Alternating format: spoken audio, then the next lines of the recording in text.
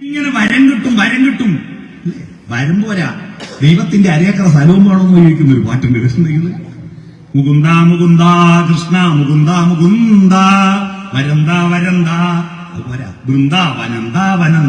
കൃഷ്ണനാണ് വൃന്ദാവനത്തിൽ. വൃന്ദ എന്ന് പറഞ്ഞാൽ തുളസി, വനം എന്ന് പറഞ്ഞാൽ കാട്, വൃന്ദാവനം എന്ന് പറഞ്ഞാൽ തുളസിക്കാട്. ആർത്ത തുളസി വിറ്റിട്ട് ഔഷധിക്ക് കൊടുത്തിട്ടാ കൃഷ്ണൻ ജീവിക്കുന്നത്. അതിൽ അരേക്കർ എനിക്ക് താന്നാ പറയുന്നത്. മനസ്സിലായി? ഇത്തരത്തിൽ വിഡ്ഢിത്തത്തിന്റെ ബാലുമ കെട്ടിയിട്ട് ഈ രാജ്യത്തെ അധ്വാനിക്കുന്ന ചിന്തയുള്ള മനുഷ്യനെ അവന്റെ ചിന്തയുടെ വെളിച്ചത്തെ നശിപ്പിച്ചു കളഞ്ഞിട്ടാണ് ഈ രാജ്യത്തിന്റെ സമ്പത്ത് ഊറ്റിക്കൊണ്ടുപോകാൻ വിവരമുള്ള ആൾ വന്നപ്പോ, തോക്കും കൊണ്ട് വന്നപ്പോ, പീരങ്കിയും കൊണ്ട് വന്നപ്പോ, അക്ഷരം കൊണ്ട് വന്നപ്പോ നമ്മളെല്ലാം കുമ്പിട്ട് നമസ്കരിച്ചിട്ട് റാൻ എന്ന് പറഞ്ഞു നിന്നപ്പോ ഈ രാജ്യം തകർന്നുപോയത്. അതുകൊണ്ടാണ് ഈ രാജ്യത്തിനെ മോചിപ്പിക്കാൻ വേണ്ടിയിട്ട് ഈ തത്വശാസ്ത്രങ്ങൾ പഠിച്ചു. പുരോഹിതന്മാരുടെ ആചാരാനുഷ്ഠാനങ്ങളൊന്നുമല്ല, അതിന്റെ അപ്പുറത്തുള്ള ഉപനിഷത്തുകളിലും വേദങ്ങളിലൊക്കെയുള്ള ദർശനങ്ങളെ പഠിച്ചിട്ട് ഒരു മനുഷ്യൻ പറഞ്ഞു, ഇക്കാണുന്ന അന്ധവിശ്വാസവും അനാചാരവും അല്ല നമ്മളെ പണ്ട് പഠിപ്പിച്ച്, ഇതെല്ലാം തെറ്റാൻ.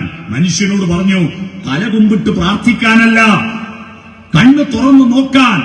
ഉത്തിഷ്ഠത ജാഗ്രത പ്രാപ്യവരാൻ നിബോധിത. എഴുന്നേക്കട, കുമ്പിട്ട് കടന്നു ഉരുളുന്നു. എഴുന്നേക്ക്, ജാഗരൂകനായിരിക്കും. നിന്നെ ചൂഷണം ചെയ്യുന്ന ശക്തികൾക്കെതിരെ പൊരുതാനും. പ്രാപ്യവരാൻ നിബോധിത, ബോധമാർജിക്കുവാനുള്ള പ്രാപ്തി നേടു നീ എന്ന് വിവേകാനന്ദൻ ഇന്ത്യയിലും വിദേശത്തും പോയി പറഞ്ഞപ്പോഴാണ് ഇന്ത്യയിലുള്ള മനുഷ്യർക്ക് എന്റെ ചങ്ങലകളെ പറ്റി, എന്റെ തല കുമ്പിട്ടതിനെ പറ്റിയിട്ടുള്ള തിരിച്ചറിവുണ്ടായത്. അവന് സ്വാതന്ത്ര്യം വേണമെന്ന ചിന്തയുണ്ടായത്. അവൻ അക്ഷരങ്ങൾ പഠിക്കാൻ തുടങ്ങിയത്, പുസ്തകങ്ങൾ വായിക്കാൻ തുടങ്ങിയത്. ആ പുസ്തകങ്ങളും അച്ചടിയും വന്നിട്ടില്ലായിരുന്നുവെങ്കിൽ നമ്മുടെ ആളുകളെല്ലാം കൂടോത്രവും കോയിത്തലയും മുട്ടയിൽ മന്ത്രവും ചൊല്ലിയിട്ട് നടക്കുമായിരുന്നു. അറിയാവോ? ചെമ്പ് തകരിൽ കങ്കസ്നം അങ്കസ്നം അങ്കസ്ന കങ്കസ്നാന്ന് കങ്കസ്ന 1001 പ്രാവശ്യം എഴുതിയിട്ട് ആ ചെമ്പ് തകട് ഉറുക്കിന്റെ ഉള്ളിൽ വെച്ച് കെട്ടിയാൽ ഈ ഉറുക്കിന്റെ ഉള്ളിൽ എഴുതുന്ന സാധനം ഇത് കേട്ടോ. നിങ്ങൾ ഇന്ന് വിചാരിച്ച് ഇതിൽ എഴുതി വെക്കുന്ന സാധനം കങ്കസ്നം ഈ വെച്ച് കെട്ടിയാൽ രക്ഷപ്പെട്ടു എന്ന് വിചാരിച്ച് നടക്കുന്ന ആ മനുഷ്യരാണ്. പട്ടിണിയായ മനുഷ്യ, നീ ആ പുസ്തകം കയ്യിലെടുക്കൂ എന്ന ബ്രത്തിന്റെ പ്രഖ്യാപനം കേട്ടിട്ട് അക്ഷരങ്ങൾ വായിച്ചു. ആ അക്ഷരങ്ങൾക്ക് അർത്ഥമില്ല. ആ അക്ഷരങ്ങൾ ചേരുമ്പോഴുണ്ടാകുന്ന ഒരർത്ഥവും ആ അർത്ഥങ്ങൾ ചേരുമ്പോഴുണ്ടാകുന്ന ആശയത്തിന്റെ അഗ്നിസ്ഫുലിംഗങ്ങളും ആ വെളിച്ചവുമാണ് ഈ നാട്ടുവെളിച്ചമായി മാറിയത്. ആ നാട്ടുവെളിച്ചത്തിലാണ് അവൻ ചിന്തയുണ്ടായത്. ചിന്ത എന്ന് പറയുന്ന ഒരു അഗ്നിയാണ്. ചിതാഗ്നി.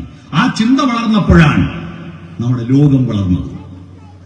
ആ ചിന്ത വളരാതെ ഇപ്പൊ ചിന്ത എന്റെ വള്ളിയെടുത്തിട്ട് അപ്പുറത്തെ അക്ഷരത്തിന് മാറ്റിയിട്ട് വളർന്നാൽ നന്നാവുന്ന വിചാരം. ചിന്ത എഴുതിയതിന്റെ വള്ളിയെടുത്തിട്ട് അപ്പുറത്തെ അക്ഷരത്തിന് മാറ്റിയിട്ടിട്ട് അതിലേക്കാ ഇപ്പൊ കേന്ദ്രീകരണം. കണ്ടിട്ടില്ലേ? ഇപ്പൊ വായിക്കുന്നവർക്കല്ല പ്രതികരിക്കണം. പണ്ടല്ല എന്തൊക്കെ സ്ഥാപനം ഉദ്ഘാടനം ചെയ്യാൻ വേണ്ടിയിട്ട് സാഹിത്യകാരന്മാരെ വിളിക്കും, പിന്നീട് മന്ത്രിമാരെ വിളിച്ചു, പിന്നെ പാണക്കാട്ടെ തങ്ങളെയാണ് എല്ലാം വിളിക്കൽ, പിന്നെ MLA വിളിച്ചു, MP വിളിച്ചു, പിന്നെ മോഹൻലാലിനെ വിളിച്ചു, മമ്മൂട്ടിനെ വിളിച്ചു. ഇപ്പൊ എല്ലാം ഒറ്റയാളാണ്. ഇപ്പൊ എല്ലാം ഒരു പെണ്ണുങ്ങളാ. എല്ലാം ഉദ്ഘാടനം. ആ ഉദ്ഘാടനത്തിൽ വന്ന ക്യാമറക്കാരല്ല, അവരുടെ ചിന്ത അവൾ ഒരു വാക്കിനെ പറ്റിയല്ല, ഏതിനാണെന്ന് മനസ്സിലായില്ലേ? തിരിയണ്ടാക്ക് തിരിയും, ഏത് ഭാഗത്തിനാ ഫോക്കസ് ചെയ്യുന്നത്. അതുകൊണ്ടാണ് അവളെ വിളിക്കുന്നത്. അപ്പോ കേരളത്തിലെ സമൂഹം അവളെ കാണാൻ തടിച്ചുകൂടുന്നു. എന്തിനാ പ്രാധാന്യം? കാസർഗോഡ് എൻഡോസൾഫാൻ ദുരിതബാധിതർക്ക് വേണ്ടിയിട്ട് ദയാബായി എന്ന് പറഞ്ഞൊരു സ്ത്രീ തിരുവനന്തപുരത്ത് സത്യാഗ്രഹം നടന്നപ്പോ കേരളത്തിലെ യുവാക്കളുടെ പ്രൊഫൈലുകൾ ഞാൻ നോക്കി. ആരെങ്കിലും അതിനെ പറ്റി ആരും മൈൻഡ് ചെയ്തിട്ടില്ല. അവര് നല്ലൊരു മനുഷ്യാവകാശ പ്രവർത്തകയാണ്. മന്ത്രിമാര് പോയി ഇടപെട്ടു, ആ പ്രശ്നം തീർത്തു. പക്ഷേ കേരളത്തിലെ സോഷ്യൽ മീഡിയ എങ്ങനെയൊന്നും കണ്ടതറിഞ്ഞില്ല. 1.5 മാസം കഴിഞ്ഞപ്പോ കൊച്ചിയിൽ വേറൊരു പെണ്ണുങ്ങൾ വന്നു. എന്റെ 1.5 ലക്ഷം ആളാ വണ്ടിയും പിടിച്ചാണ് പോയി. അത് ആരാ? അവരുടെ ഒരു വാക്കോ ഒരു നോക്കോ എവിടെയും കണ്ടിട്ടില്ല. ഉത്തരേന്ത്യയിലെ പ്രശസ്ത ഡാൻസ് നൃത്തം എന്ന് പറഞ്ഞാൽ ഉന്മാദ നൃത്തം ചെയ്യുന്ന സണ്ണി ലിയോണിനെ കാണാനാ പോയത്, അല്ലേ? അവരെ കാണാനാ പോയേ. അപ്പൊ നമ്മുടെ ചിന്തയിലൂടെയാണ് ഈ രാജ്യത്തിന് സ്വാതന്ത്ര്യവും മോചനവും മുന്നോട്ടുള്ള പോക്കുണ്ടായത്. ആ ചിന്തയിൽ നിന്ന് വീണ്ടും ചിന്തയിൽ നിന്ന് വയറിലേക്ക് ഒതുങ്ങിയാൽ നമ്മുടെ രാജ്യം, നമ്മുടെ ഗ്രാമം വീണ്ടും അടിമത്തത്തിലേക്ക് പോകും. അതിന്റെ ദുരന്ത സൂചനകൾ നമ്മുടെ നാട്ടിൽ കണ്ടുകൊണ്ടിരിക്കുന്നു. അടിമത്തത്തിലേക്ക് പോകും. നമ്മൾക്ക് വിൽക്കുന്ന സാധനങ്ങളുടെ മൂല്യമല്ല പ്രധാനം, അതിന്റെ പാക്കറ്റാണ് പ്രധാനം എന്ന് ചിന്തിക്കുന്നു. കണ്ടന്റ് എന്തെന്ന് ആരും നോക്കുന്നില്ല, കണ്ടെയ്നർ മാത്രം നോക്കുക. ഉപരിപ്ലവമായ കാര്യങ്ങൾ എല്ലാ വീടുകളുടെയും എല്ലാ കെട്ടിടങ്ങളുടെയും എല്ലാ കടകളുടെയും പുറത്തുള്ള ബോഡികൾക്ക് പ്രാധാന്യം കൊടുക്കുകയും അകത്തുള്ള സാധനത്തിന് അത് കെട്ടതായാലും എന്തായാലും പ്രശ്നമില്ല, പാക്കറ്റിലാക്കി തന്ന വാങ്ങുന്ന ഒരവസ്ഥയിലേക്ക് മാറുകയും ചെയ്യുന്നു നമ്മുടെ ലോകം. അതുകൊണ്ട് പ്രിയമുള്ളവരെ, ഈ ഗ്രാമത്തിന്റെ ഫെസ്റ്റ് നടത്തുമ്പോൾ നമ്മൾ ഈ ഗ്രാമത്തിന്റെ വൈലോപ്പള്ളി ശ്രീധരമേനോന്റെ ഏറ്റവും മനോഹരമായ ഒരു വരിയുണ്ട്. ഏത് ധൂസര സങ്കല്പങ്ങളിൽ വളർന്നാലും ഏത് യന്ത്രവൽകൃത ലോകങ്ങളിൽ പുലർന്നാലും മനസ്സിലുണ്ടാവട്ടെ ഗ്രാമത്തിൻ വിശുദ്ധിയും മണവും മമതയും നിത്തിരിക്കുന്ന പൂവും. ഈ കൊന്നപ്പൂവിനോട് ഇത്ര ഇഷ്ടം വന്നത് വൈലോപ്പള്ളിക്ക്? ബാക്കി നിറങ്ങളുള്ള എത്ര പൂക്കളുണ്ട്, മഞ്ഞ നിറത്തോട് ഇഷ്ടം കൊണ്ടാണോ? അല്ല. കൊന്നപ്പൂവിന്റെ പ്രത്യേകത വസന്തകാലത്ത് വിരിയുന്ന പൂവല്ല കൊന്നപ്പൂവ്. പ്രതിസന്ധി ഘട്ടങ്ങളിൽ, വേനൽക്കാലത്ത്, ഗ്രീഷ്മകാലത്ത് വേനൽ ചൂടിൽ ഉരുകിയ മണ്ണിൽ വേരിറക്കിയിട്ടാണ് ആ പ്രതിസന്ധികളിൽ നിന്ന് പുഞ്ചിരിക്കാൻ കഴിയുന്നതാണ് കൊന്നപ്പൂ. മനുഷ്യനോട് പറയാ, ഏത് പ്രതിസന്ധിയുണ്ടെങ്കിലും നീ പുഞ്ചിരിക്കൂ, കിട്ടിയ അവസരങ്ങളെ സുന്ദരമാക്കൂ, കിട്ടിയ ജീവിതത്തെ സുന്ദരമാക്കൂ. അതാണ് ഗ്രാമത്തിന്റെ ഗ്രാമീണതയുടെ നാട്ടിൻപുറം നന്മകളാൽ സമൃദ്ധം. ആ ഗ്രാമങ്ങൾ ഇന്ത്യയുടെ സംസ്കാരത്തെയും തത്വശാസ്ത്രത്തെയും നിയന്ത്രിക്കാൻ കരുത്തു നൽകുന്ന സർവകലാശാലകളാണ് നമ്മുടെ വായനശാലകൾ. ഗ്രാമങ്ങൾ ഇന്ത്യയെ നിയന്ത്രിക്കാൻ ജനാധിപത്യ ബോധം ജനങ്ങളിൽ ഉണ്ടാവണം. അതിന് അറിവിന്റെ ബഹിർസ്ഫുരണങ്ങൾ ഉണ്ടാവണമെങ്കിൽ അറിവുകൾ ഒരച്ച് കത്തിക്കണം. ഇവിടെ ഇരിക്കുന്ന എല്ലാവരും ഒരു തീപ്പെട്ടിക്കൊള്ളി പോലെയാണ്. തല കറുത്തത് കൊണ്ടല്ല, എല്ലാ തീപ്പെട്ടിക്കൊള്ളിയുടെ തലയിലും തീയുണ്ട്. പക്ഷെ അത് കത്തണമെങ്കിൽ തീപ്പെട്ടിക്കൂടിന് വരസണം. ആ തീപ്പെട്ടിക്കൂടായിട്ട് വായനശാല മാറണം. ഇവിടെ മനുഷ്യർ ഒത്തുകൂടണം. ഓരോ വിഷയത്തെ പറ്റിയും അട്ടഹസിച്ചിട്ട് സായാഹ്ന അന്തിച്ചർച്ചകൾ നടത്തുന്ന ചാനലുകളിൽ അത് നോക്കി ഇരുന്നിക്കുന്നതിന് പകരം ഒരമണിക്കൂർ വായനശാലയിൽ വന്നിട്ട് എന്താണ് അവിടെ സംഭവിച്ചത് എന്നതിനെ കുറിച്ച് ഗൗരവതരമായ ഒരു ചിന്ത നടത്തണ്ടേ? ഒരു ചർച്ചയുമില്ല. ദൈവത്തിൽ പ്രാർത്ഥിക്കാൻ അമ്പലത്തിൽ പോകുന്നവർക്ക് പോലും ഈ അമ്പലത്തിൽ പ്രാർത്ഥിക്കുന്നതിന്റെ അർത്ഥം എന്താണെന്നറിയില്ല. രാമായണം വായിക്കുമ്പോൾ ശ്രീരാമ രാമ രാമ എന്ന് ചൊല്ലുമ്പോ എന്തെന്നായി ശ്രീരാമ രാമ എന്ന് പറയുന്നതിന്റെ അർത്ഥം ഞാൻ എല്ലാ സ്ഥലത്തും പോയി ചോദിച്ചിട്ട് ഒരാൾക്കും അറിയില്ല. എന്താ? അത് കൗസല്യന്റെ മോൻ ദശരഥന്റെ മോനായതുകൊണ്ട് രാമ രാമ ജപിക്കുന്ന അത്രയല്ലേ, ഒന്നുമല്ല. അതിന്റെ ഉപരിപ്ലവമായ അർത്ഥം മാത്രം അറിയുന്നു, ആഴത്തിൽ അറിയില്ല. ഇപ്പൊ മണ്ഡലമാസ ആഘോഷം നടക്കുക. എന്തെന്നായി മണ്ഡലം? 41 ദിവസം അല്ലേ? 41ന്റെ കണക്കറിയുന്ന മണ്ഡലം വ്രതം നോക്കുന്ന ആരെങ്കിലും ഇവിടെ? 41ന്റെ കണക്കറിയാം. എന്തെന്നായി 41? അന്ന് 42 പോയി. ചില കണ്ണും മൂട്ടി വിശ്വസിക്കലല്ല. നിങ്ങൾ വിശ്വസിച്ചോളൂ, ദൈവത്തിലോ എന്തിലോ വിശ്വസിച്ചോളൂ. ആ വിശ്വസിക്കുന്നതിന് ഒരു യുക്തിയുണ്ട്. എന്താണ് 41? അറിയണ്ടേ? അറിയാമോ? ആർക്കെങ്കിലും അറിയുന്ന ആളെന്ന് കൈവക്കിയാട്ട് 41 ദിവസം എന്താണെന്ന് അറിയുന്ന ആൾ, അതിന്റെ പ്രത്യേകത എന്താണെന്ന് അറിയുന്ന ആരുമുണ്ട്? നമ്മൾ കേരളത്തിൽ ഈ നക്ഷത്രം മാസത്തിന് 31 ദിവസം ഉണ്ട്. നക്ഷത്രം 27 ഉണ്ട്.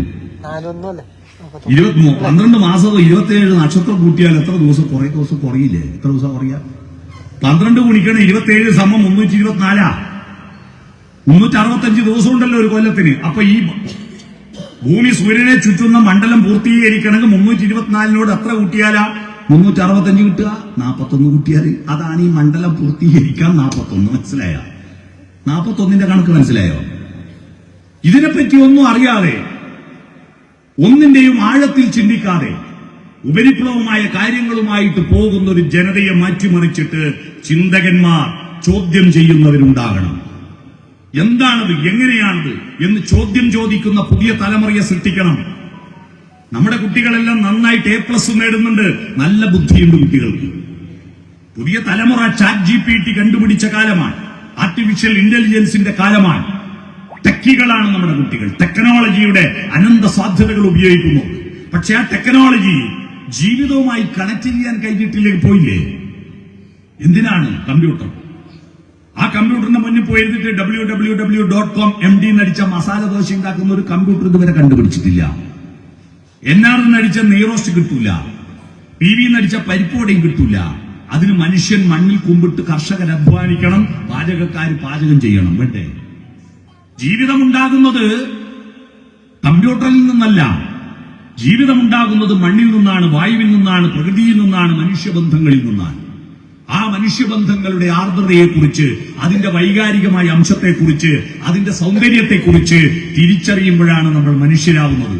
അതിനാണ് പുസ്തകം വായിക്കുന്നത്. പുസ്തകം വായിക്കുന്നത് PSC പരീക്ഷയിൽ ഫസ്റ്റ് കിട്ടാനും ജോലി കിട്ടാനും വരുമാനം ഉണ്ടാക്കാനല്ല.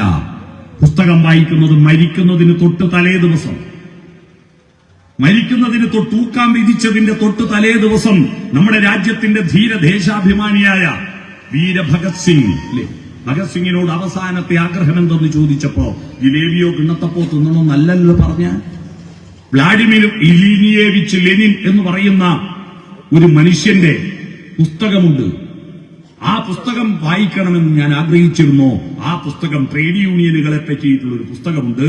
ആ പുസ്തകം വായിക്കണമെന്ന് ആഗ്രഹിച്ചിരുന്നു. അത് നിങ്ങൾക്ക് കൊണ്ടുതരാൻ പറ്റുമോ? അവിടുത്തെ ജയിലിലുള്ള ആളെല്ലാം വിചാരിച്ചു ഇവനെന്ത് പൊട്ടന, ഇവൻ നാളെ മരിക്കാൻ നോക്കും, ഇന്നതിനാ പുസ്തകം വായിക്കുന്നു.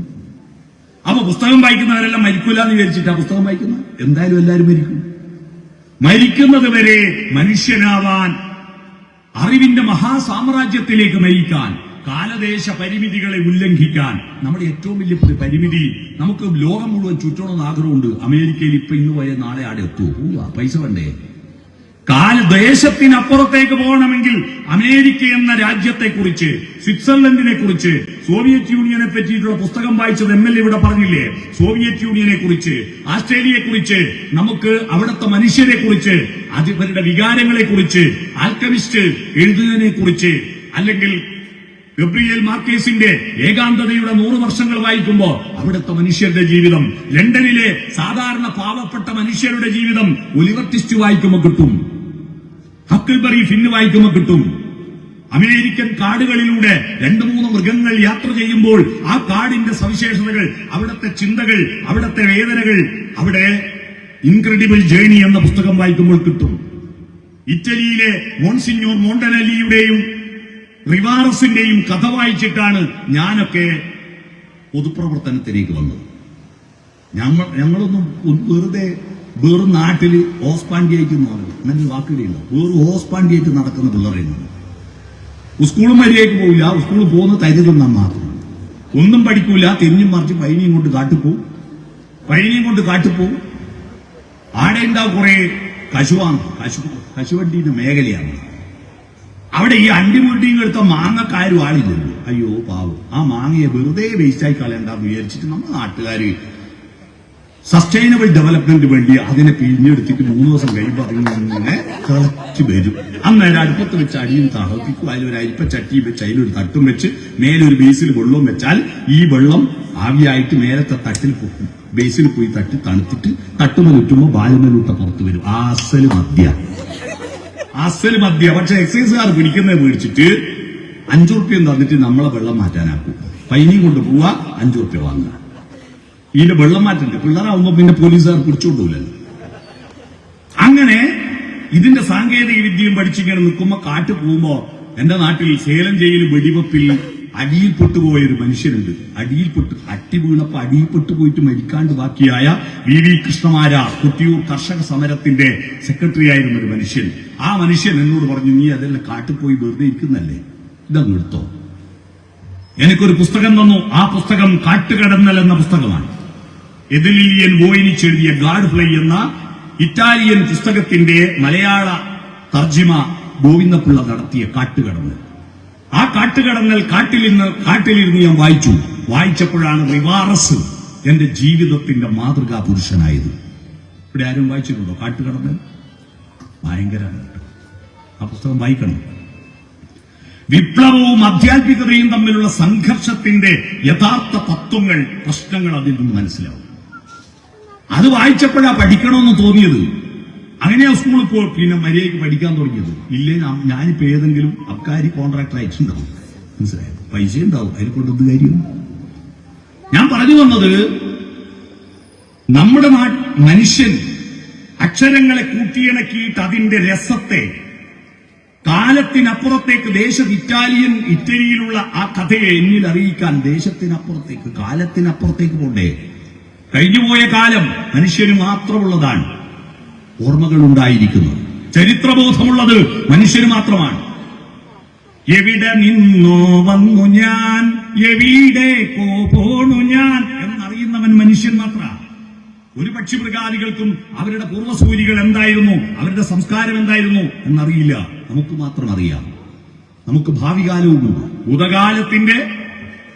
ഭൂതകാലത്തിന്റെ അനുഭവങ്ങൾ, ആ അനുഭവങ്ങളിൽ നിന്ന് ജലവും ലവണങ്ങളും വലിച്ചെടുത്ത്, പ്രകാശം വലിച്ചെടുത്ത്, വർത്തമാന കാലഘട്ടത്തിന്റെ യാഥാർത്ഥ്യങ്ങളുമായിട്ട് അതിനെ ചേർത്ത് പിടിച്ചൊരച്ച് കത്തിച്ച് അതിന്റെ വെളിച്ചത്തിൽ ഭാവി കാലത്തെ രൂപപ്പെടുത്തുന്നവനെ മാത്രമേ മനുഷ്യനെന്ന് പറയാൻ പറ്റൂ. അവൻ ത്രികാലജ്ഞാനിയാണ്. എല്ലാ മനുഷ്യരും ഭൂതമുണ്ട്, വർത്തമാനമുണ്ട്, ഭാവിയുണ്ട്. അതാ മനുഷ്യൻ. ഭാവിയുണ്ട്. പക്ഷിമൃഗാദികൾക്ക് എങ്ങോട്ടാ പോകുന്നതെന്നറിയില്ല. ആലയിൽ നിന്ന് പശുവിനെ തുറന്നിറക്കിയാൽ ഇന്ന് മുഹമ്മദ് ഹാജിയുടെ പറമ്പ് പോയിട്ട് പുല്ല് മേയണമെന്ന് തീരുമാനിച്ചിട്ട് ഒരു പശുവും പുറപ്പെട്ടു പോകാറില്ല. വെറുതെ ഒന്ന് നടക്കും. മുന്നിൽ നടന്നീടിന ഗോപുതന്റെ പിമ്പയെ ഗമിക്കും ബഹുഗോക്കളെല്ലാം. നമുക്ക് ലക്ഷ്യബോധമുണ്ട്. ഞാൻ വീട്ടിൽ നിന്ന് പുറപ്പെടുമ്പോ 134 കിലോമീറ്റർ അപ്പുറത്ത് മുന്നാട് പോയിട്ടേ വരൂ എന്ന് വീട്ടിൽ നിന്ന് പറഞ്ഞ് ലക്ഷ്യബോധത്തോടുകൂടി പുറപ്പെട്ടതാണ്. ലക്ഷ്യബോധം വേണം. കാലത്തിനപ്പുറത്തേക്ക് പോകണം. ഇതൊക്കെ ഉണ്ടാകുമ്പോഴാണ് നമ്മൾ മനുഷ്യരാവുന്നത്. മനുഷ്യനാവണം. ആയുസ് നമുക്ക്, നമ്മുടെ ഏറ്റവും വലിയ പ്രശ്നം നമുക്ക് മരിച്ചു പോകുന്നില്ല, അല്ലെ? ഒരു നിശ്ചിത കാലത്തിനപ്പുറത്ത് ജീവിതമില്ല. ആ ജീവിതത്തിൽ നല്ല ഭക്ഷണം കഴിക്കാൻ, നല്ല വസ്ത്രം ധരിക്കാൻ, നല്ല കിടക്കെ കിടക്കാൻ ഇതൊക്കെ വേണം. അതൊന്നും പണ്ടുണ്ടായിരുന്നില്ല. അതൊക്കെ വേണം. ഭൗതിക സുഖ സൗകര്യങ്ങൾ വേണം. വിശക്കുന്ന മനുഷ്യന് ഭക്ഷണം വേണം, വസ്ത്രം വേണം, ഇതൊക്കെ വേണം. പക്ഷെ അതിനപ്പുറത്ത് മനുഷ്യനാവുന്നത് ഭക്ഷണം കൊണ്ടും വസ്ത്രം കൊണ്ടും മാത്രമല്ല, അവന്റെ ഭാവനകൾ കൊണ്ടാണ്, അവന്റെ സൗന്ദര്യബോധം കൊണ്ടാണ്, അവന്റെ സ്നേഹം കൊണ്ടാണ്, ധാർമ്മികത കൊണ്ടാണ്, അവന്റെ സത്യസന്ധത കൊണ്ടാണ്. ഈ പ്രത്യേകതകൾ ഉണ്ടാക്കാൻ നമ്മൾ എത്ര സമയം നീക്കിവെക്കുന്നു? അതുണ്ടാകുന്നത് ഭക്ഷണത്തിൽ നിന്ന് കിട്ടുന്നതല്ല, അത് അക്ഷരത്തിൽ നിന്ന് കിട്ടുന്നതാണ്. പണ്ടത്തെ കാലത്ത് മനുഷ്യനിലേക്ക് രൂപം കൊള്ളുന്നതിന്റെ മുമ്പ് കാട്ടാളന്മാരായിട്ട് നടന്നിരുന്ന ഹോമോസോപ്പിയൻസിന് അവർക്ക് അവരുടെ ഇടയിൽ 2 ജാതിയേ ഉണ്ടായിരുന്നു. ആണുജാതിയും പെണ്ണുജാതിയും. ബാക്കി ജാതിയും അതല്ല പിന്നെ വന്ന്. മനുഷ്യനുണ്ടാകുന്നതിന് മുമ്പ് ഒരാളും ഓം നമഃ ശിവായ നാരായണായ എന്ന് ജപിച്ചിട്ടില്ല. മനുഷ്യനുണ്ടാകുന്നതിന് മുമ്പ് ആരും അല്ലാഹു അക്ബർ എന്ന് വിളിച്ചിട്ടില്ല. മനുഷ്യനുണ്ടാകുന്നതിന് മുമ്പ് ആരും ബ്രാഹ്മണെന്നോ ക്ഷത്രിയനെന്നോ പറഞ്ഞിട്ടില്ല. ആരും ദൈവത്തിന്റെ പേര് പറഞ്ഞിട്ടില്ല, മതത്തിന്റെ പേര് പറഞ്ഞിട്ടില്ല. മനുഷ്യരുണ്ടായതിനു ശേഷം അവന്റെ ചിന്തകളിലാണ് ഈ അക്ഷരങ്ങൾ ഉണ്ടായത്. ഹിന്ദു എന്നത് 2 അക്ഷരം മനുഷ്യനുണ്ടാക്കിയതാ. ഇസ്ലാം എന്ന അക്ഷരം മനുഷ്യനുണ്ടാക്കിയതാ. ക്രിസ്തു എന്ന അക്ഷരം മനുഷ്യനുണ്ടാക്കിയതാ. അല്ലാതെ അങ്ങ് ദൈവമല്ല. ഒരു ദൈവത്തിന്റെ ചിത്രവും ദൈവം മനുഷ്യന് അയച്ചു കൊടുത്തിട്ടില്ല. ഉണ്ടോ? ഏതെങ്കിലും ദൈവത്തിന്റെ ചിത്രം മനുഷ്യനുണ്ടാകുന്നതിന് മുമ്പ് എവിടെയെങ്കിലും പ്രകൃതിയിൽ വരച്ചു വെച്ചിട്ടുണ്ടോ? മഹാവിഷ്ണുവും ശ്രീകൃഷ്ണനും ശ്രീരാമനും സെൽഫി എടുത്തയച്ച അവരുടെ ചിത്രം മനുഷ്യൻ ഭാവനയിൽ സങ്കല്പിച്ചുകൊണ്ട് മഹാഭാരതം കർണപർവത്തിൽ പാർത്ഥസാരഥിയായി തേര് തെളിയിക്കുന്ന കൃഷ്ണനെ എഴുത്തച്ഛൻ വർണ്ണിക്കുന്നുണ്ട്. നിരന്ന പീലികൾ നിരക്കവേ കുത്തി നെറുകയിൽ കുത്തി തിറമൊടു കെട്ടി കരിമുകിലൊത്ത ചിഗൂരഭാരവും മണികൾ മിന്നുന്ന മണികിരീടവും. ഇത് മുഴുവൻ വായിച്ചു നോക്കും. ആകച്ചാർത്ത് തൊഴാൻ പോകണ്ട, ഇവിടെ കിട്ടും കൃഷ്ണനെ. ആ വർണ്ണന കേട്ടിട്ട് ശില്പികൾ മരത്തിലും കല്ലിലും കൊത്തിയുണ്ടാക്കി ചിത്രകാരന്മാർ ചായങ്ങൾ ചാലിച്ച് വരച്ചു വെച്ചപ്പോഴാണ് നമുക്ക് ദൈവങ്ങളെ കിട്ടിയത്. കുരുത്തക്കേടിൽ നിന്നാണ് ദൈവത്തെ കിട്ടിയത്. അറിയുമോ? കുരുത്തക്കേടിൽ നിന്ന്. കിളിമാനൂർ കൊട്ടാരത്തിന്റെ ചുമരുമലെല്ലാം കരിക്കട്ട കൊണ്ട് വരഞ്ഞു വെച്ച കുരുത്തക്കെട്ട ചക്കനെ അടിച്ചോടിക്കും. എന്നാലും അവൻ അപ്പുറത്ത് വരയ്ക്കും. ഇപ്പുറത്തൊന്ന് മയക്കുമ്പോ അപ്പുറത്ത് വരയ്ക്കും. അങ്ങനെ വരച്ചു ഓടിക്കുമ്പോഴാണ് അവന്റെ അമ്മാവൻ ആ കൊട്ടാരത്തിൽ വന്നത്. അപ്പോഴാണ് മയച്ചു കൊടുക്കുമ്പോൾ മയക്കല്ല എന്ന് പറഞ്ഞിട്ട് അയാൾ അദ്ദേഹത്തെ അതിനെ സൂക്ഷിച്ചു നോക്കിയത്. അങ്ങനെ സൂക്ഷിച്ചു നോക്കിയപ്പോഴാണ് ഈ വരക്കുന്ന ചെക്കന്റെ ഉള്ളിലുള്ള ആ പ്രതിഭയെ കണ്ടെത്തിയിട്ട് അവനെ പഠിപ്പിച്ചത്. അവനാണ് നമ്മൾ അറിയപ്പെടുന്ന ദൈവങ്ങളുടെ ചിത്രം വരച്ച രാജാ രവിവർമ്മ. ആ രവിവർമ്മയുടെ ഉള്ളിലുള്ള പ്രതിഭയാണ് ദൈവം. ദൈവം എന്ന് പറയുന്നത് പ്രതിഭയാണ്. ഓരോ കുട്ടിയിലും ആ ദൈവത്തെ കണ്ടെത്താൻ കഴിയണം. അതിനെന്ത് വേണം? അവന് അറിവ് കൊടുക്കണം, പരിശീലനം കൊടുക്കണം, അറിവ് കൊടുക്കണം. ആ പ്രതിഭ വളർന്നു വരണമെങ്കിൽ കണ്ടേ, പ്രതിഭയുണ്ടായിട്ട് കാര്യമില്ല. ആകാശവാണി കണ്ണൂർ വരുന്നതിന് മുമ്പ് തിരുവനന്തപുരത്തെ ആകാശവാണിയിൽ പാട്ടുപാടാൻ പോയ യേശുദാസിന്റെ കഥ നിങ്ങൾ കേട്ടിട്ടില്ലേ? ഈ മൈക്കെല്ലാം സെറ്റ് ചെയ്തപ്പോ മറിച്ചിട്ട് പാട്ടൊന്നും വരുന്നില്ലടാ പോടെന്ന് പറഞ്ഞു. ഒരു പാട്ടും വരുന്നില്ല. ഇവ സങ്കടത്തോടെ അവന്റെ അച്ഛൻ അഗസ്റ്റിൻ ഭാഗവതരോട് പോയിട്ട് സങ്കടം പറഞ്ഞപ്പോ നാടകത്തിന് അന്ന് റിക്കാർഡൊന്നും ഇല്ലാത്തതുകൊണ്ട് നാടകത്തിന് നേരിട്ട് പാടുകയ്യ. വയറ്റത്തടിച്ചിട്ട് മൃദംഗവും തവലിയൊന്നും ഇല്ല. വയറ്റത്തടിച്ച് പാട്ട് പാടാൻ പോയ അഗസ്റ്റിൻ ഭാഗവതരുടെ കൂടെ ഇവനും പാടാൻ പോയി. പാടി പാടി പാടി ഇന്ന് ആകാശവാണിയിൽ ഏറ്റവും കൂടുതൽ പാട്ട് വരുന്നത് ആരതാ? ഏറ്റവും കൂടുതൽ പാട്ട് വരുന്നത് ഞാനിപ്പോ ഇങ്ങോട്ട് വരുമ്പോ സന്ധ്യക്ക് കണ്ണൂർ ആകാശവാണിയിലെ പാട്ട്, വാർത്ത കഴിഞ്ഞ ഉടനെ ഒരു പാട്ടുണ്ടാവുമല്ലോ. ആ പാട്ട് സാരദഭവമതകര സതീർത്യദീന ഭൂസുരാസിത പാദരഹിത ധനജയ നിരുപമ പദകരാജ കമലാപരതാനാതിരി ഉദരിതരി തിലാനതിലന തനതരി ധിത്താകൃതക ജം ജം ധിത്താകൃതക ജം ജം ധിത്താകൃതക ജം ജം ഗോപാലക പാഹി മാം അനിശം എന്ന പാട്ടായിരുന്നു. എത്ര പാട്ട്! ആ പ്രതിഭയെ വരച്ച് കത്തിക്കണം. ഈ നാട്ടിലെ കുട്ടികളുടെ എല്ലാം ഉള്ളിൽ ഓരോ പ്രതിഭയുണ്ട്, മുതിർന്നവരിലുണ്ട്. ആ പ്രതിഭയെ ഒരച്ച് കത്തിക്കുന്ന ഇടമായിട്ട് ഈ വായനശാല മാറണം. അന്ന് 2 ജാതി മാത്രമുണ്ടായിരുന്ന മനുഷ്യൻ, അവരുടെ പണി ഉണ്ണുക, ഉറങ്ങുക, ഉണ്ണിയുണ്ടാക്കുക, വിസർജിക്കുക. ഈ 4 പണി മാത്രം നടന്നിരുന്ന മനുഷ്യൻ നടന്നു പോകുമ്പോഴാണ് ഇടയ്ക്ക് ഭക്ഷണം തേടാൻ. അന്ന് ഭക്ഷണം ഉണ്ടാക്കി കഴിക്കലില്ലല്ലോ. മണ്ണ് കളച്ച് കിഴങ്ങ് തിന്നും, മരത്തുമ്മ കയറി കുലുക്കി പറിച്ചു തിന്നും, അല്ലെങ്കിൽ എറിഞ്ഞിട്ട് തിന്നും, അല്ലെ മൃഗങ്ങളെ കൊന്നു തിന്നും. അങ്ങനെ പോകുന്ന പോക്കിലാണ് ഇടയ്ക്ക് പെണ്ണിന് പോകാൻ പറ്റാത്തത്. ആണിന്റെ കൂടെ പെണ്ണിന് പോകാൻ പറ്റൂല ഇടയ്ക്ക്. എന്താ കാരണം എന്നറിയാലോ? കുഞ്ഞിന്റെ മാഷ കവിത ചൊല്ലിയാൽ മനസ്സിലാവും. ആണിന്റെ അമ്മ പെണ്ണ്, പെണ്ണിന്റെ അമ്മയും പെണ്ണ്. ഇതെന്ത് നീതി, ഇതെന്ത് ന്യായം? ആണിനെ പെറ്റത് പെണ്ണിനെ പെറ്റത് പെണ്ണ് തന്നെയാ. ഗർഭിണിയായിരിക്കുമ്പോ പ്രസവിച്ച് കിടക്കുമ്പോ ഇവക്ക് മരത്തുമ്മ കയറാനും മൃഗങ്ങളുടെ പുറകെ പോകാനും പറ്റാഞ്ഞപ്പോ അവളെ പാറവടയിലോ ഗുഹക്കകത്തോ ഇരുത്തിയിട്ട് കാട്ടാളന്മാര് ഭക്ഷണം തേടാൻ പോവും. ശേഖരിച്ച ഭക്ഷണം കഴിച്ച് ബാക്കി ഇവക്ക് കൊണ്ടുകൊടുക്കും. അവളത് തിന്നും. അതിന്റെ കുരുവും തൊലിയും വായ്ക്ക് പിടിക്കാത്തതുകൊണ്ട്, പല്ലിന് പിടിക്കാത്തതുകൊണ്ട്, രുചിയില്ലാത്തതുകൊണ്ട് ഗുഹക്ക് പുറത്തേക്ക് വലിച്ചെറിയും. ചവിട്ടുമ്പോ തുറക്കുന്ന മൂടിയില്ലാത്തതുകൊണ്ട്. വലിച്ചെറിയാൻ കാരണം എന്താ? ചവിട്ടുമ്പോ തുറക്കുന്ന മൂടിയുള്ള പാത്രമില്ല. അതറിയില്ലേ? അങ്ങനെ കുട്ടിയെയും മടിയിൽ വെച്ച് ഗുഹാമുഖത്തേക്ക് നോക്കിയിരിക്കുമ്പോഴാണ് പുറത്ത് മഴ പെയ്തിട്ട് ഇവൾ പുറത്തേക്ക് എറിഞ്ഞ ആ വേസ്റ്റ് കുതിർന്നിട്ട് അതിന്റെ അകത്തുനിന്ന് KM മാണിയുടെ ചിഹ്നം മുക്കി വന്നു. 2 ഇല പൊങ്ങി.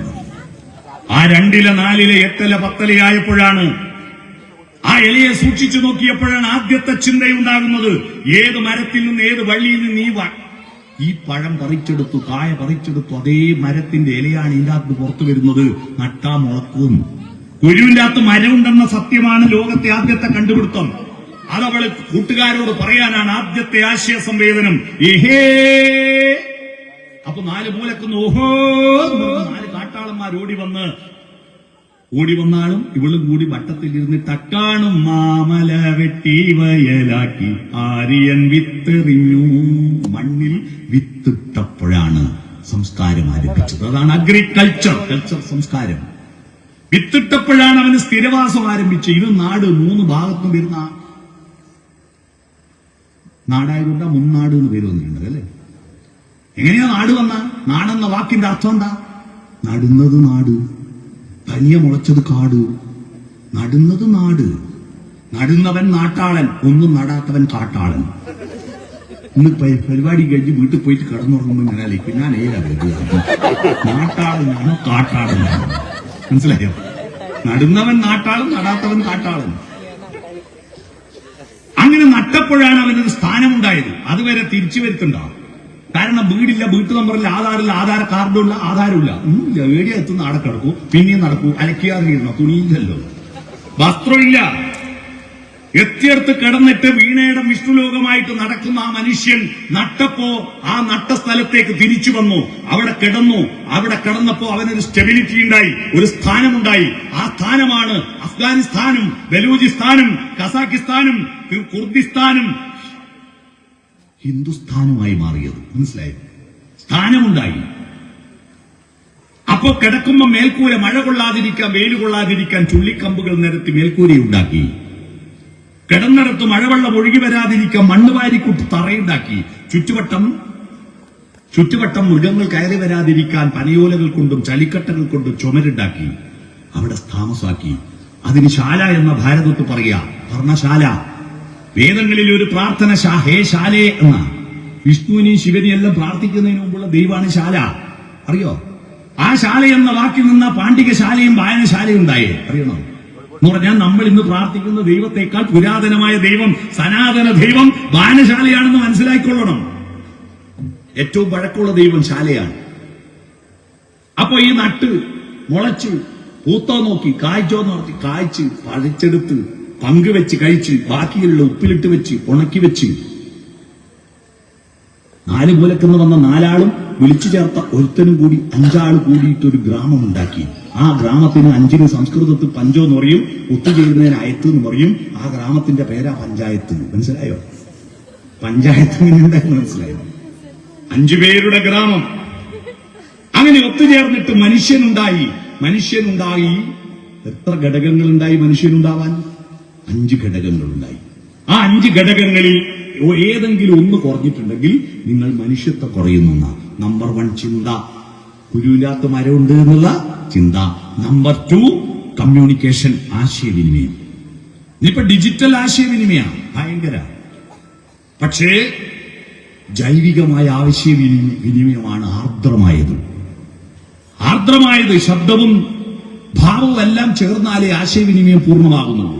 അക്ഷരങ്ങൾ, കടലാസിലുള്ള അക്ഷരങ്ങൾക്ക് വലിയ അർത്ഥമില്ല. അത് പറയുമ്പോഴുള്ള സന്ദർഭവും പറയുമ്പോഴുള്ള നാദവും അക്ഷരത്തിൽ, അതാണ് സംഗീതം. കാട്ടാളൻ ഏഹേന്ന് അട്ടഹസിച്ചതിൽ നിന്ന് മാറിയിട്ട് മെല്ലെ പറയാൻ തുടങ്ങിയപ്പോ നിഷാദത്തിൽ നിന്ന് ഷഡ്ജമുണ്ടായി. നിഷാദൻ കാട്ടാളൻ, നിഷാദം കാട്ടാളന്റെ ഒച്ച. അതിൽ നിന്ന് മെല്ലെ ഒറ്റക്കമ്പീനാദം മാത്രം മൂളും വീണാഗാനം മെല്ലെ പറയാൻ തുടങ്ങി. അട്ടഹാസത്തിൽ നിന്ന് മെല്ലെ പറഞ്ഞപ്പോ, നിങ്ങളെ വീട്ടിൽ കാട്ടാളത്വമാണോ മനുഷ്യത്വമാണോ എന്നുള്ളത് അറിയണമെങ്കിൽ വീട്ടിലെ ഒച്ച കേട്ടാൽ മതി. രാവിലെ കുട്ടികളെ വിളിക്കുന്നത് കേട്ടാൽ അറിയാം ഈ വീട്ടിൽ രാക്ഷസനാണോ മനുഷ്യനാണോ എന്നുള്ളത്. അല്ലേ? സ്കൂളിൽ ബസ് വരേണ്ട സമയമായി, അടുപ്പത്തൊന്നും ആയിട്ടില്ല, ചെക്കനാണ്, എണീറ്റിട്ടില്ല. കാട്ടാളൻ. മനസ്സിലായി? മോനെ മോളെ എന്ന് വിളിക്കുന്നതിന് പകരം ഇങ്ങനെ വിളിച്ച പോയി. നാദം പോയി. നാദത്തിന് അർത്ഥമുണ്ട്. ധ്യാനം എന്ന് പറഞ്ഞാൽ ധ്യാനമല്ല. രാഘവമാഷ കയ്യിൽ കിട്ടുമ്പോ അത് ധ്യാനമാകണമെങ്കിൽ ധ്യാനലീനമീരിപ്പു എന്ന് പറയുമ്പോ ധ്യാനമായി. അക്കരെ എന്ന വാക്കും ഇക്കരെ എന്ന വാക്കും ശബ്ദത്തിലൂടെ വാക്കിന്റെ അർത്ഥം അറിയാത്തവനും അക്കരെ എന്ന വാക്കിന്റെ അർത്ഥം ബോധ്യപ്പെടുത്തും. ദേവരാജമാഷ കൈ കിട്ടിയാൽ സ്വർഗവും നരകവും കാലമാം കടലിൻ അക്കരയോ ഇക്കരയോ, അക്കരെ എന്ന് ബോധ്യപ്പെടുത്തുക. അകലേ അർജുനൻ മാഷ കൈ കിട്ടുമ്പോ അകലെ എന്താന്ന് ബോധ്യപ്പെടുത്തും. ഇപ്പോഴത്തെ പാട്ടിൽ അകലേ അകലെയാന്ന് തോന്നുന്നു. നാദത്തിൽ അർത്ഥമുണ്ട്, ശബ്ദം കുറഞ്ഞു. പക്ഷെ ഈ ശബ്ദം ആരോടെങ്കിലും പറയുമ്പോൾ തന്നെ ശബ്ദം ഉണ്ടാവുമ്പോൾ തന്നെ മരിച്ചു വീഴും. അല്ലേ? ഉണ്ടാവും തന്നെ മരിച്ചു പോകും. ഞാനിപ്പോ ഇവിടെ പറയുന്ന കാര്യങ്ങൾ റെക്കോർഡ് ചെയ്തിട്ടുണ്ടാണ് നിൽക്കുന്നല്ലാതെ, അല്ലാതെ ഇത് എക്കോ ആയിട്ട് ഇങ്ങനെ നിൽക്കുമോ? ഇവിടെ ഇല്ല. ആ നാദം കാലത്തിനപ്പുറത്തേക്ക്, ദേശത്തിനപ്പുറത്തേക്ക് ആശയം എത്തിക്കാൻ ഒരു സൂത്രവും ഇല്ലാതെ കാട്ടാളന്മാരിങ്ങനെ പ്രയാസപ്പെട്ട് നടക്കുകയും അന്നത്തെ മനുഷ്യൻ, മാനവികതയിലേക്ക് മാറുന്ന മനുഷ്യൻ. അപ്പോഴാണ് ഒരു പക്ഷി ഒരു തൂവലിങ്ങനെ ഇട്ടുകൊടുത്തിട്ടുണ്ട്. ഈ തൂവലെടുത്തിട്ട് എന്തിനാവോ ഏതിനാവോ, മലയാള ഭാഷയൊന്നും ഇല്ല, എന്നാലും ഈ അർത്ഥത്തിൽ ഇവൻ ചിന്തിച്ചു. വാക്കുകൾ ഉണ്ടാകുന്നതിന് മുമ്പ് ചിന്തയുണ്ടായിരുന്നില്ലേ? ഇല്ലേ? വേദന എന്നുള്ള വാക്ക് ഉണ്ടായതിനു ശേഷം വേദനിക്കാൻ തുടങ്ങിയ, പ്രസവം എന്നുള്ള വാക്ക് ഉണ്ടായതിനു ശേഷം പ്രസവിക്കാൻ തുടങ്ങിയ അല്ലല്ലോ. വാക്കുകൾ ഉണ്ടാകുന്നതിന് മുമ്പ് ആശയങ്ങളുണ്ട്. അപ്പൊ എന്തിനാന്ന് ചോദിച്ചപ്പോ പക്ഷി ചിറകടിച്ച് ചിലക്കുമ്പോ ഇവന് തോന്നുകയാണ്, നിന്റെ മനസ്സിലുള്ള ആശയങ്ങൾ എഴുതി വെക്കാനുള്ള തൂലികയാ ഞാൻ തന്നെ, എഴുത്, മഷിയിൽ മുക്കി എഴുത്. അതിന് മഷിയെവിടെ? അപ്പൊ കദളിച്ചെടിയുടെ ഇലകൾ കാറ്റത്ത് ഇങ്ങനെ ആടുന്ന കണ്ടപ്പോ ഇവൻ വിചാരിച്ച് എന്നെ വിളിച്ചതാണ്. അവിടെ ചെന്നപ്പോ കദളിച്ചെടി പറയാ, എന്റെ കറുത്ത കായ പിഴിഞ്ഞെടുത്തിട്ട് അതിൽ മുക്കി എഴുതിക്കോ. മഷി കിട്ടി, പക്ഷെ എഴുതാ കടലാസ് വേണ്ടേ? പൂതണക്ക് എന്ന് പറയുന്നൊരു മരമുണ്ട്. പൂതണക്ക് കിഴങ്ങിന്റെ തൊലി പൊളിക്കും പോലെ പലയെത്തി പൊളിച്ചെടുക്കാൻ പറ്റിയ തൊലിയാണത്. പൂതണക്ക് പറഞ്ഞു, ഈ തൊലി പൊളിച്ചിട്ട് ഉണക്കിയിട്ട് അതിൽ എഴുതിക്കടോ. അഭിജ്ഞാന ശാകുന്തളം നാടകം എഴുതിയത് പൂതണക്കിന്റെ തൊലിയിലാണ്. സംസ്കൃതത്തിൽ അതിന് പറയാ ഭൂർജപത്രം. കാരണം പൂതണക്കിന്റെ പേര് ഭൂർജതരു എന്നാണ്. അങ്ങനെ ഭൂർജതരുവിന്റെ കടലാസ്, ഭൂർജപത്രം, കദളിച്ചെടിയുടെ കായ പിഴിഞ്ഞെടുത്ത മഷി, പക്ഷി കൊടുത്ത തൂവലാകുന്ന തൂലിക. ഇനി എന്താ എഴുതേണ്ടതെന്ന് അടുത്ത ചോദ്യം. ചിറകിൽ നിന്നൊരു തൂവലൻ മുന്നിലിട്ടു പോയൊരു പക്ഷി, ഇതു നീ എടുത്തുകൊള്ളുക. കദളിപ്പൂച്ചെടി അതിൻ കായ്മണികൾ നീട്ടി, ഇതിലെഴും ചായമെടുത്തുകൊള്ളുക. ഒരു ഭൂർജ തരുവോതി എൻ സ്നിഗ്ധ ചർമ്മത്തിൻ ചിന്തീത നീ എടുത്തുകൊള്ളുക. പറയൂ, ഞാനെന്തേ കുറിച്ചു തരേണ്ടതെന്നറിയാതെ ചോദിച്ചു പോയ നേരം ഉത്തരം കേട്ടു കുറിച്ചു വയ്ക്കൂ ഞങ്ങൾ ഇത്തിരി സ്നേഹത്തിനക്ഷരങ്ങൾ. ഉത്തരം കേട്ടു കുറിച്ചു വയ്ക്കൂ ഞങ്ങൾ ഇത്തിരി സ്നേഹത്തിനക്ഷരങ്ങൾ. അക്ഷരങ്ങൾ കണ്ടുപിടിച്ചത് തെറി പറയാനും കുറ്റപ്പെടുത്താനും പാരവെക്കാനും നെഗറ്റീവ് കമന്റ് ഇടാനും അല്ല, സ്നേഹിക്കാനാണ്. സ്നേഹിക്കാനാണ്. കേരളത്തിലെ മുഴുവൻ അമ്മമാരും മിനിഞ്ഞാൻ ഒറ്റ ഹൃദയവും ഒറ്റ മനസ്സുമായി നിന്ന ഒരു 10-15 മണിക്കൂർ ഉണ്ടായിരുന്നില്ലേ? ആ അബിഗേൽ എന്ന് പറയുന്ന ആ മോളെ തട്ടിക്കൊണ്ടുപോയപ്പോ അന്ന് മുഴുവൻ ആ കുട്ടിയെ കിട്ടാൻ വേണ്ടിയിട്ട് കേരളത്തിലെ അമ്മമാരുടെ എല്ലാം ഹൃദയം ഒറ്റ ഒന്നായി പ്രാർത്ഥിച്ചില്ലേ? അന്ന് പ്രാർത്ഥിക്കും അമ്മമാരെ, നിങ്ങളുടെയൊക്കെ മനസ്സിലുണ്ടായിരിക്കുന്ന ഒരു ചിന്ത എന്തായിരിക്കും? എന്റെ മോക്കോ എന്റെ മോനോ ഇതുപോലത്തെ ഒരവസ്ഥ ഉണ്ടാക്കല്ലേ എന്നല്ലേ നിങ്ങൾ പ്രാർത്ഥിച്ചത്? അല്ലേ? എല്ലാരും എന്റെ മോനാണെങ്കിലും എന്ന് വിചാരിച്ചിട്ടല്ലേ ടെൻഷൻ അടിച്ച്? പക്ഷെ നിങ്ങൾ പ്രാർത്ഥിക്കേണ്ടത് അങ്ങനെയായിരുന്നില്ല. എങ്ങനെയായിരുന്നു?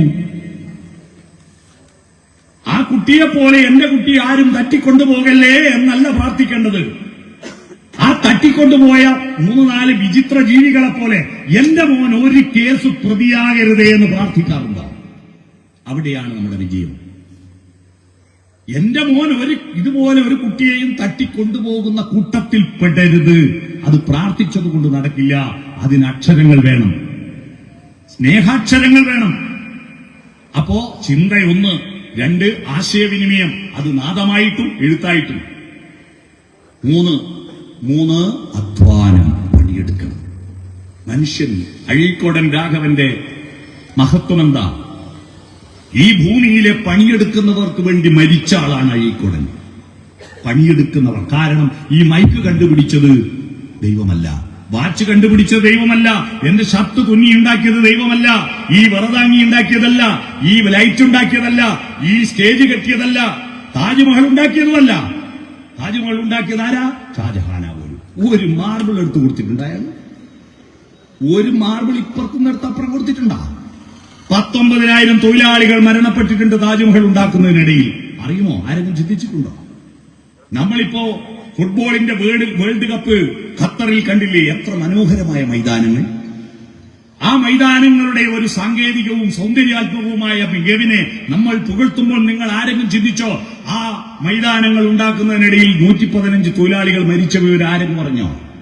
ആ തൊഴിലാളികളുടെ വിയർപ്പിന്റെ ഫലമല്ലേ നമ്മുടെയൊക്കെ ആഹ്ലാദത്തിന് വഴിമരുന്നിട്ടത്? ഈ ലോകത്തെ മാറ്റിയത് മുഴുവൻ പണിയെടുക്കുന്നവനാണ്. ഉണ്ടാക്കിയുണ്ണുന്നവനാകുന്നതാണ് മനുഷ്യൻ. ഉണ്ടാക്കിയുണ്ണുന്നവനാണ്. ഏതോ നാട്ടിൽ ഉത്തരേന്ത്യയിലോ അല്ലെങ്കിൽ ആന്ധ്രാപ്രദേശിലോ ആരോ ഒഴുക്കിയ വിയർപ്പ് തുള്ളികളുടെ ഫലമാണ് ഞാനിപ്പോ നിങ്ങളോട് പ്രസംഗിക്കുന്നത്, അല്ലേ? അവിടുത്തെ ഏതോ കർഷകൻ മണ്ണിൽ ഇറങ്ങിയിട്ട് മണ്ണിനെ ഉഴുതുമറിച്ചിട്ട് അവിടെ നട്ട നെൽവിത്തിൽ ഏതോ ഒരു വിത്ത്, കുറച്ച് വിത്തുകൾ മുളച്ചു വന്നപ്പോൾ അതിന്റെ നെല്ലോലകൾ അവിടുത്തെ സൂര്യപ്രകാശത്തെ ഏറ്റുവാങ്ങി പ്രകാശ സംശ്ലേഷണം നടത്തി ഫോട്ടോസിന്തസിസ് നടത്തി കാർബോഹൈഡ്രേറ്റ് അന്നജമുണ്ടാക്കി നെല്ലിന്റെ കതിരിനുള്ളിൽ പാല് രൂപത്തിൽ കൊണ്ടുപോയി നിക്ഷേപിച്ച് ആ കതിരുകൾ കാറ്റേറ്റ് വെയിലേറ്റ് വിളഞ്ഞപ്പോ അവിടുത്തെ കർഷകരും തൊഴിലാളികളും അത് കൊയ്തെടുത്ത് മെതിച്ച് നെല്ലാക്കി മില്ലിൽ കൊണ്ടേ കുത്തി അരിയാക്കി ചാക്കിൽ കെട്ടി ഗുഡ്സ് ട്രെയിനിൽ ചുമട്ട് തൊഴിലാളികൾ കയറ്റി ഇറക്കി. ആ ട്രെയിൻ ലോക്കോ പൈലറ്റ് ഹൈദരാബാദ് നിന്ന് പുറപ്പെട്ട് ഓടിച്ച് സെക്കന്ദരാബാദ്, വിജയവാഡ, സേലം, ഈറോഡ്, കോയമ്പത്തൂര്, പാലക്കാട്, ഒറ്റപ്പാലം, ഷൊർണൂര്, പട്ടാമ്പി, കുറ്റിപ്പുറം, തിരൂര്, താനൂര്, പരപ്പനങ്ങാടി, ഫറോക്ക്, കോഴിക്കോട്, കൊയിലാണ്ടി, വടകര, മാഹിപ്പാലം, തലശ്ശേരി, മുഴപ്പിലങ്ങാട്, FCI ഗോഡൌണിൽ കൊണ്ടുവന്ന് അവിടുന്ന് മാനന്തവാടിക്ക് പോകുന്ന റൂട്ടിൽ കൂത്തുപറമ്പെന്ന് 15 കിലോമീറ്റർ അപ്പുറത്തുള്ള കാഞ്ഞാമ്പാസുവിന്റെ റേഷൻ പീടിയെ കൊണ്ടുവന്ന അരി എന്റെ വീട്ടിൽ വാങ്ങിക്കൊണ്ടുവന്നിട്ട് അരിച്ചിട്ട് ചുട്ട 5 കോയക്കട്ട ഞാൻ രാവിലെ തിന്നേന്റെ ഊർജ എന്റെ തൊണ്ടേന്ന് കേൾക്കുന്ന ഒറ്റ. ഇത് എന്റെ സ്വന്തമല്ല, ആണോ? എത്രയാൾ പണിയെടുത്തിട്ടാണ്. ആ പണിയെടുക്കുന്നവനാണ് ഈ ലോകത്തിന്റെ മേധാവിയാവേണ്ടത്.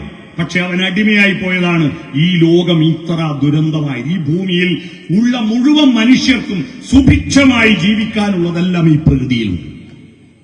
പക്ഷേ കുറെ ആളുകൾ പട്ടിണിയും ദാരിദ്ര്യത്തിൽ കിടക്കുന്നത്, കുറെ ആളുകൾ അതിന്റെ എന്താ പറയാ മിച്ചമൂല്യം കൂട്ടിവെച്ചത് കൊണ്ടാണ്. ഒന്ന് കൂട്ടിവെക്കുമ്പോ അത്ര അങ്ങൊന്ന് കുറയല്ലോ, അതിന്റെ പേരില്ല പട്ടിണി ഈ ഭൂമിയിൽ. ആ തൊഴിലാളികളാണ് ഈ ലോകത്തെല്ലാം ഉണ്ടാക്കിയത്. ഭാരതത്തിൽ ദേശീയ നോബൽ സമ്മാനം കിട്ടിയ ദേശീയ ഗാനത്തിന്റെ രചയിതാവായ രവീന്ദ്രനാഥ ടാഗോർ എഴുതിയ ഗീതാഞ്ജലിയിൽ ഏറ്റവും മനോഹരമായി എനിക്കിഷ്ടപ്പെട്ട ഒരു ഗീതകമുണ്ട്. ആ ഗീതകം ഇങ്ങനെയാണ്. അമ്പലത്തിൽ ഇരുന്ന് ധ്യാനിക്കുന്ന പൂജാരിയോട് ടാഗോർ പറയാ, ഭജനം പൂജനമാരാധനയും സാധനയും ഹേ നിർത്തുക സാധോ, നിജദേവാലയ മൂലയിൽ എന്തിനിരിക്കുന്നു നീ രുദ്ധകവാടം, നിഭൃതമിരുട്ടിൽ നിഗൂഢമിരുന്ന് നീ ധ്യാനിക്കും ദൈവതമവിടെ നിലകൊള്ളുവീല, നിമീലിതലോചനമൊന്നു തുറക്കൂ, നന്നായി നോക്കൂ. കൂട്ടിയ കണ്ണ് തുറന്നിട്ട് നോക്ക്. എന്റെ കുടുംബത്തിന് കുറെ പെണ്ണുങ്ങൾ ഗുരുവായൂർ തൊഴാൻ പോകുമ്പോ എന്റെ മോൻ ചെറിയ മോനെയാണ്, മോനെയും കൂട്ടട്ടെ എന്ന് ഞാൻ പറഞ്ഞു കൂട്ടിക്കോ. പോയിട്ട് തിരിച്ചു വന്ന മോൻ എന്നോട് പറയാ, ഈ അച്ചമ്മയും അമ്മമ്മയെല്ലാം വെറും പൊട്ടത്തികളാച്ച, എന്തേനു 3 മണിക്കൂർ ക്യൂ നിന്നിട്ട് ആ നടേന്റെ മുമ്പിലെത്തിയത്. മടുത്ത് ബോറടിച്ചു. ആടെ എത്തിയിട്ട് നോക്കുമ്പോ ഇവർ അച്ചമ്മയും അമ്മമ്മയും കണ്ണും പൂട്ടി പ്രാർത്ഥിക്കുന്നു. കണ്ണു കൂട്ടാനാന്ന് വീട്ടിൽ നിന്ന് കൂട്ടിയാ പോരെ, ആടെ പോയി കൂട്ടണം. ആടെ കാണാനല്ലേ പോയെ. നിമീലിതലോചനം ഒന്ന് തുറക്കൂ, നന്നായി നോക്കൂ. കൂട്ടിയ കണ്ണുകൾ തുറന്നിട്ട് നോക്ക്, എവിടെയാണ് ദൈവം? ഞാൻ പറയല്ല, ടാഗോർ പറയാ. കരിനില മുഴുവൻ കർഷകരോടും വർഷം മുഴുവൻ വഴി നന്നാക്കാൻ പെരിയ കരിങ്കൽ പാറ നുറുക്കിയൊരുക്കും പണിയാളരോടൊത്തും ചേർന്നമരുന്നു ദൈവം. മണ്ണാർന്നിരു കൈകളിലും കൂടെ ചെളിയിലിറങ്ങോ, കളയൂ ശുഭ്രം വസ്ത്രം. കൊതിയോ മുക്തിയിൽ മോക്ഷം, കൊതിയോ മുക്തിയിൽ മുക്തിയിരിക്കുവതെവിടെ, നിനക്കെങ്ങതു കിട്ടും സംസ്കൃതിയോട് സാക്ഷാൽ പ്രഭുവും സർഗത്തുടലാൽ കെട്ടുപിണഞ്ഞു കിടപ്പൂ. മതിനിൻ ധ്യാനം മാറ്റൂ പൂജാപാത്രം, വസ്ത്രം കീറി മുഷിഞ്ഞതു മതി, നീ അദ്ദേഹത്തോടെ കർമ്മവ്രതിയായി ചേരൂ. വേർപ്പൊഴുകട്ടെ വേർപ്പൊഴുകട്ടെ വേർപ്പൊഴുകട്ടെ. വേർപ്പൊഴുക്കുന്നവന്റെ അടുത്ത ദൈവം അറിയണം. അധ്വാനം. അപ്പൊ ചിന്ത, ആശയവിനിമയം, അധ്വാനം. 4-മത്തത് പങ്കുവെക്കൽ. എല്ലാവർക്കും വേണം, എനിക്ക് മാത്രം പോരാ. സന്തോഷവും സമ്പത്തും പങ്കുവെക്കാനുള്ള ഹൃദയം മനുഷ്യനുണ്ടാകുമ്പോൾ അവൻ മനുഷ്യനാവുന്നു. എനിക്ക് മാത്രം മതി എന്ന് ചിന്തിക്കുമ്പോൾ നമ്മൾ മൃഗമാകുന്നു. പങ്കുവെക്കൽ. 5-മത്തെ കാര്യം സൂക്ഷിച്ചു വെക്കൽ. അടുത്ത തലമുറക്ക് വേണ്ടിയിട്ട് ഈ പ്രകൃതിയെയും നമ്മളുണ്ടാക്കിയ സമ്പത്തിനെയും അടുത്ത തലമുറക്ക് സൂക്ഷിച്ചു വെക്കണം. ഈ 5 ഘടകങ്ങൾ ചേരുമ്പോഴാണ് നമ്മൾ മനുഷ്യരാവുന്നത്. ഇതിൽ ഓരോന്ന് കുറയുമ്പോഴും നിങ്ങൾ മനുഷ്യരിൽ നിന്ന് മൃഗത്തിലേക്കുള്ള യാത്രയായിരിക്കും. അതുകൊണ്ട് മനുഷ്യത്വത്തിലേക്കുള്ള യാത്രയാകാൻ ഈ നടന്നു വന്ന വഴികളെപ്പറ്റി അറിയണം. അവന്റെ സർഗാത്മകതയെ, അവന്റെ സൗന്ദര്യബോധത്തെ, അവന്റെ ധാർമ്മികതയെ, അവന്റെ സത്യാന്വേഷണത്തെ അറിയണം. അതറിയാതെ നമ്മുടെ ലോകത്തിന് 1 ഇഞ്ച് മുന്നോട്ട് പോകാൻ പറ്റില്ല. അതുകൊണ്ട് മുന്നോട്ട് പോകാൻ വായനശാല എന്ന സർവകലാശാല അത് പ്രകാശഗോപുരമാണ്. ഇവിടുന്ന വന്ന് എങ്ങോട്ടാ പോകുന്നതെന്ന് അറിയണമെങ്കിൽ വിളക്കുമരമേ വിളക്കുമരമേ വെളിച്ചമുണ്ടോ. ആ വായനശാലയിൽ വിളക്കുമരത്തെ തേടിയിട്ട് ഈ നാട് വരണം. ഇവിടെ നടന്ന മുന്നാട് ഫസ്റ്റ് എത്ര വലിയ പരിപാടിയായാലും, എത്ര ഭക്ഷണത്തിന്റെ കച്ചവടം നടന്നെങ്കിലും, ഈ പരിപാടി കഴിഞ്ഞതിന് ശേഷം നിങ്ങളുടെ വായനശാലയിൽ ഒരു 10 ആളെങ്കിലും വായിക്കാനും പുസ്തകം തേടാനും വരുന്നതിൽ വർധനവുണ്ടാക്കിയിട്ടില്ലെങ്കിൽ നിങ്ങൾ ഇവിടെ ചെലവഴിക്കുന്ന 10 ലക്ഷം ഒരു കാര്യമില്ല. മനസ്സിലായോ? ഒരു 10 ആളെങ്കിലും വർദ്ധിച്ചു വരണം. വായിക്കണം. കാരണം കേരളമായത് അക്ഷരങ്ങളിലൂടെയാണ്. അക്ഷരങ്ങളുടെ വികേന്ദ്രീകരണം, അധികാരത്തിന്റെ വികേന്ദ്രീകരണം, ഭൂമിയുടെ വികേന്ദ്രീകരണം, ഇത് മൂന്നുമാണ് മറ്റു സംസ്ഥാനങ്ങളിൽ നിന്ന് കേരളത്തെ വ്യത്യസ്തമാക്കിയത്. ആ കേരളത്തെ അത് നിലനിർത്തണമെങ്കിൽ ഇവിടെ വരികയാണ് പഴയ ചരിത്രമാകുന്ന കുതിരയെ പുറകോട്ട് നടത്താൻ ശ്രമിക്കുന്ന കുറെ കക്ഷികൾ വരിക. അവര് വരിക, നീ ഈ ഭൂമിയിൽ ഇതിനെപ്പറ്റി ഒന്നും ചിന്തിക്കണ്ട, നമുക്ക് ഹനുമാന്റെ പ്രതിമയുണ്ടാക്കാം, നമുക്ക് ക്ഷേത്രങ്ങൾ പണിയാം, നമുക്ക് പ്രാർത്ഥിക്കാം. ദൈവമെന്ന് പറഞ്ഞാൽ മറ്റു മതങ്ങളോട് വെറുക്കാൻ പറയുന്നതാണെന്ന് പറയുന്ന ഏത് വിഡ്ഢികളാണ് പൊട്ടന്മാർ. ഈ ഭൂമിയിലുള്ള മനുഷ്യരെല്ലാം ഒറ്റ കുടുംബമാണെന്ന് പറഞ്ഞ വസുധൈവ കുടുംബകം എന്ന് പറഞ്ഞതല്ല സനാതനധർമ്മം. എന്താ? ബ്രഹ്മാവിന്റെ മുഖത്തു നിന്ന് ജനിച്ചവൻ ബ്രാഹ്മണനും, കൈമെന്ന് ജനിച്ചവൻ ക്ഷത്രിയനും, തൊടയമെന്ന് ജനിച്ചവൻ വൈശ്യനും, ശൂദ്രന്മാര് കാലിന്റെ അടിയുന്നു. ശൂദ്രന്മാരെന്ന് പറഞ്ഞാൽ നമ്പ്യാർ നായർ വരെ വരൂ, ബാക്കിയുള്ളവരിൽ ആർക്ക് ജനിച്ചു? അതാണ് തമിഴ്നാട്ടിലെ തന്തൈ പെരിയോർ എന്ന് പറയുന്ന രാമസ്വാമി നായ്ക്കര് പറഞ്ഞത്. ബാക്കിയുള്ളവൻ എന്റെ തന്തക്ക് ജനിച്ചു. അതാ തന്തൈ പെരിയോർ, അവനവന്റെ തന്തക്ക് ജനിച്ചു. മനസ്സിലായോ അല്ലേ? ഇതൊക്കെ എന്റെ നാട്ടിലെ മാഷ് പറയാ, മുഖത്തൊന്നും കൈമൊന്നും കാലുമെന്നെല്ലാം ഉണ്ടാക്കി എന്ന് പറഞ്ഞപ്പോ ഒരു ചെക്കൻ മാഷോട് മാഷ് ഒരു സംശയം, എന്തേലും ഈ ബ്രഹ്മാവിന്റെ ഭാര്യയല്ലേ സരസ്വതി? അതെ, പിന്നെ നോക്കുന്നതിനും പണിയെന്ന് ചോദിച്ചു. മാഷ് ക്ലാസ് ഇറങ്ങി ഓടിയെന്നാണ് ഞാൻ പറഞ്ഞു വന്നത്. ഇങ്ങനെയുള്ള ധാരണകൾ, അതാ സനാതന ചാതുർവർണ്ണ്യമാണ് സനാതനധർമ്മം എന്ന് പറയാം. ഭാരതത്തിന്റെ സനാതനധർമ്മം സത്യവും നന്മയും സൗന്ദര്യവുമാണ്. അതാണ് സത്യം, ശിവം, സുന്ദരം. സനാതനധർമ്മം ദ്വൈതമല്ല, നമ്മളൊന്നും വേറെയല്ല, ഒറ്റയൊന്നാണെന്ന് അദ്വൈതമാണ്. പക്ഷെ ആ അദ്വൈതത്തിന് പുരോഹിതന്മാർ പൂണൂലണിയിച്ചിട്ട് കുറച്ചാളുടെ സ്വന്താക്കി. അദ്വൈതത്തിന് പൂണൂലണിയിക്കും ആര്യമതങ്ങൾ കേൾക്കേ, അവരുടെ 1000 ദൈവങ്ങൾ കേൾക്കേ. ഒരു ജാതി ഒരു മതം ഒരു ദൈവമെന്നൊരു തിരുക്കുറൽ പാടിയ ഗുരുദേവ എന്ന വയലാറിന്റെ വരി മനസ്സിലായോ? അദ്വൈതത്തിന് പൂണൂലിട അണിയിച്ചു, അതിനെയൊക്കെ മാറ്റി നിർത്തി, അറിവിനെ ജനകീയമാക്കിയില്ല. ഇപ്പൊ വീണ്ടും വരിക അന്ധവിശ്വാസങ്ങൾ. വിമാനം കണ്ടുപിടിച്ചത് റൈറ്റ് സഹോദരന്മാരല്ല, ഭരദ്വാജ മുനി ആയിരപ്പിലാവുണ്ടാവും വിമാനം ഉണ്ടാക്കി. ആദ്യത്തെ പ്ലാസ്റ്റിക് സർജറി ഗണപതിക്കാബോലി നടത്തി. അല്ലെ? ഇതൊക്കെ പറഞ്ഞു പുരാണത്തിൽ പല കഥകളും പറഞ്ഞു. അത് പേരിപ്പിച്ചിട്ട് ആളുകളെ ആസ്വദിക്കാൻ വേണ്ടി പറയല്ലേ. നമ്മളെ നാട്ടിലെല്ലാം പണ്ട് പെണ്ണുങ്ങൾ പേന് നോക്കലുണ്ട്. ഇപ്പൊ എന്തോന്നറിയില്ല, പേന് ഈ ഷാമ്പു വന്നേരാൻ തോന്നുന്നു, പേരിനെ കാണാനില്ല നാട്ടിൽ. മൂട്ടയും പേനില്ല ഇപ്പൊ നാട്ടിലൊന്നുമില്ല. അന്ന് പേര് നോക്കിയിട്ട് നല്ല വലുപ്പമുള്ള പേനെ കിട്ടിയ പെണ്ണുങ്ങൾ പറയും, ചക്ക പോലത്തെ പേനുണ്ട് പെണ്ണിന്റെ തലേന്ന്. ചക്ക പോയിട്ട് ചക്ക കുരുവിന്റെ വലുപ്പമുള്ള ഒരു പേര് ഇതുവരെ ലോകത്തുണ്ടായിട്ടില്ല. അത് പെരുപ്പിച്ച് അത് പറയുന്ന ഏതെങ്കിലും പുസ്തകത്തിൽ എഴുതി വെച്ചിട്ട് ഒരു 100 കൊല്ലം കഴിഞ്ഞാൽ ചരിത്രകാരന്മാരെ വിലയിരുത്തുക. 100 കൊല്ലം മുമ്പ് കേരളത്തിൽ ചക്ക